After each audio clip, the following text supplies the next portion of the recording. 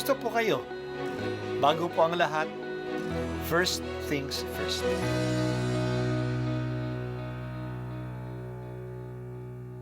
Good morning po. Sinisimulan po natin ngayon ang first things first.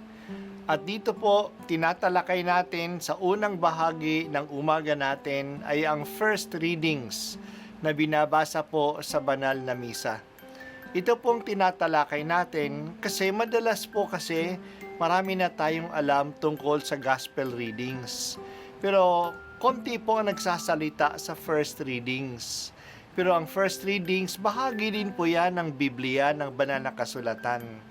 Kaya susubaybayan po natin ang mga first readings, basahin po natin at kuminsan kailangan ng basahin ng 2 o 3 beses bago maintindihan kasi hindi po tayo familiar sa mga istorya at sa mga kaisipan na tinatalakay dito.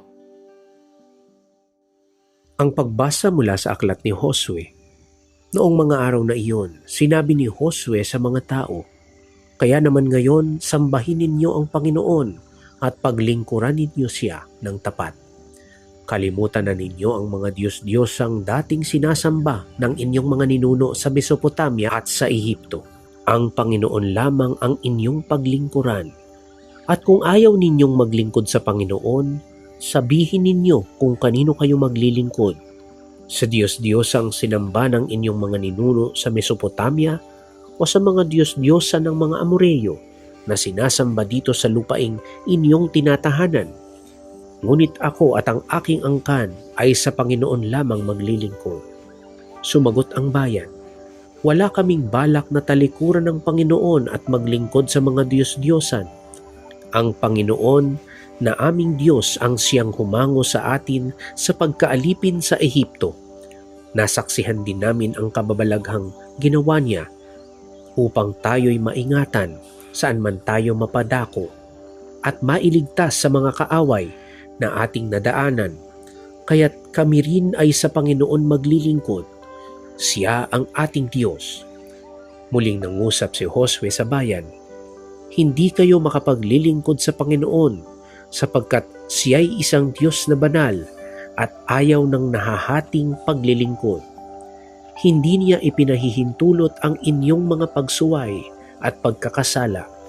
Kapag tinalikuran ninyo siya at naglingkod kayo sa mga Diyos-Diyosan, mapopoot siya sa inyo at parurusahan niya kayo.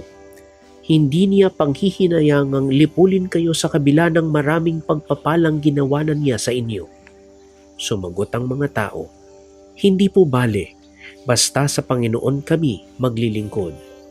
Sinabi ni Josue, "Kayo na rin ang mga saksi na kayo ang nagpasyang maglingkod sa Panginoon." Sumagot naman sila, "Opo, saksi kami." Sinabi ulit ni Josue, "Kung gayon, itapon ninyo ang mga Diyos-Diyosang iniingatan pa ninyo. Manumpa kayo sa Panginoon, sa Diyos ng Israel." Sumagot uli ang mga tao, "Ang Panginoon ang aming Diyos, siya ang aming paglilingkuran. Susundin namin ang kaniyang mga utos." Gumawa si Josue ng kasunduan para tuparin ng mga tao. Doon sa Siquem, kaniyang binigyan sila ng mga batas at alituntunin. Isinulat ni Josue ang mga batas na ito sa aklat ng kautusan ng Diyos. Kumuha siya ng isang malaking bato. Itinayo sa lilim ng puno ng roble sa banal na lugar ng Panginoon at sinabi niya sa lahat, "Tingnan ninyo ang batong ito. Ito ang ating saksi. Narinig nito ang lahat ng sinabi sa atin ng Panginoon. Ito rin ang magiging saksi laban sa inyo kapag kayo'y tumalikod sa Diyos." Pagkatapos, pinalis na ni Josue ang mga tao at umuwi sila sa kani-kanilang lupain. Hindi nagtagal at namatay si Josue na anak ni Nun at lingkod ng Panginoon sa gulang na 110 taon. Ang salita ng Diyos. Salamat sa Diyos. Noong nabalikan na ni Josue ang kasaysayan ng pakikipaglakbay ng Diyos sa kanyang bayan, hinamon niya ang mga tao, "Sambahin na ninyo ang Panginoon at paglingkuran siya ng tapat. Kalimutan na ninyo ang mga Diyos-Diyosa na sinasamba noon ng inyong mga ninuno sa Mesopotamia at sa Ehipto. Ang Panginoong Yahweh lang ang inyong paglingkuran. Piliin na ninyo si Yahweh. Nakita ninyo ang mga Diyos-Diyosa ng inyong mga ninuno sa Mesopotamia at sa Ehipto. Kung gusto ninyo sila na ang paglingkuran ninyo, pero ako, sabi ni Josue, at ang aking angkan, kay Panginoong Yahweh lamang kami maglilingkod. Sumagot ang lahat ng bayan. Hindi namin tatalikuran si Yahweh. Siya lang ang aming Diyos. Siya ang nagligtas sa amin sa Ehipto at siya ang nagdala sa amin sa lupaing ito. Siya lang ang aming Diyos. Hinamon pa sila ni Josue. Baka hindi niyo kayang paglingkuran ang Panginoon. Siya'y iisa at banal. Ayaw niyang nahahating paglilingkod. Mahigpit siya. He is a jealous God. Kailangan niyong sundin ang kanyang mga batas. Kung hindi niyo gagawin ito, magagalit siya sa inyo at paparusahan kayo. Kahit na kayo pinagpala niya, lilipulin niya kayo kung hindi kayo magiging tapat. Kaya ba niyo ito? Sabi ng mga tao. Hindi bale na kung mahirap. Basta sa Panginoon kami maglilingkod. Nagpakuha si Josue ng isang malaking bato at ito'y inilagay sa gitna ng Sikem. Ang batong ito ang magiging saksi sa pagsasariwa ng kasunduan ng mga tao sa Diyos. Sumulat si Josue ng mga batas at mga tuntunin na dapat tuparin ng mga tao bilang pagtupad nila ng kanilang pagtitipon sa Diyos, ng kanilang pagtitipan sa Diyos. Nangako ang mga tao na susundin ang mga tuntunin na nakalagay sa aklat ng kautusan ng Diyos. Pagkatapos umuwi na ang lahat sa kani-kanilang lupain at kani-kanilang bahay. Hindi nagtagal na matay si Josue sa edad ng 110 taon.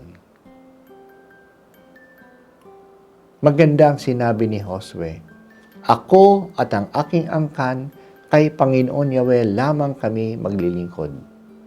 Sana masasabi din natin ito ng ating mga pamilya. Kahit ng ibang mga kapitbahay nila ay hindi nagsisimba o nag-iba na ng paniniwala, ako at aking pamilya ay sa Panginoon maglilingkod. Mahalaga na panatilihin natin ang pananampalataya sa ating pamilya. Hindi lang sapat na ako ay naniniwala sa Diyos. Magiging matatag ang aking pananalig sa Diyos kung kasama ko ang aking pamilya sa pagmamahal sa Diyos. Ipagdasal natin ang pananampalataya ng bawat miyembro ng ating pamilya. Magdasal tayo ng sama-sama bilang pamilya at pag-usapan natin ang Diyos, ang Biblia at ang ating pananampalataya sa ating mga pamilya. Sabay-sabay tayong lumapit sa Diyos. Kung maaari, magdasal ng rosaryo sa Diyos bilang pamilya. Pinauubaya ko sa iyong Panginoon ang aking pamilya. Patnubayan mo kami at ipagsanggalang sa lahat ng kasamaan. Patatagin mo kami sa aming pananampalataya at pananatilihin ang pagmamahalan.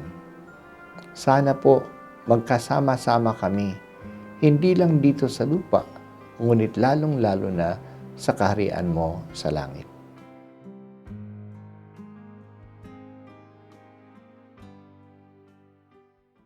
At ako po ay si Bishop Broderick Pabilio dito sa First Things First.